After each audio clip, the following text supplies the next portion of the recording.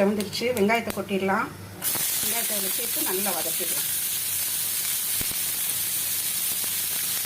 கருவேப்பிலை கொத்தமல்லி சேர்த்தாச்சு. அடுத்து தக்காளி போட்டுடலாம்.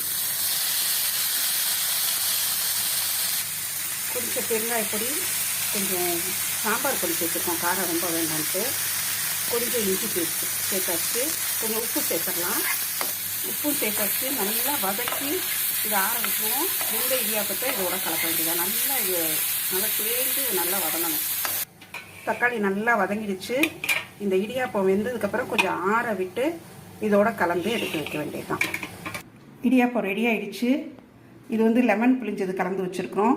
இந்த பக்கம் தக்காளி ரெடி பண்ணியிருந்தோம் இல்லையா, அதையும் கலந்து வச்சாச்சு. இது ரெண்டுமே டேஸ்ட் கொஞ்சம் இது கொஞ்சம் காரமாகவும் இது கொஞ்சம் புளிப்பாகவும் இருக்கும். இது தவிர பிளெயின் இடியாப்பத்தில் கொஞ்சம் சுகர், பொடிச்ச சுகரும் தேங்காய் பூவும் கலந்து எடுத்து வைக்கணும். இந்த குறிப்பு உங்களுக்கு ரொம்ப பிடிச்சிருக்கும்.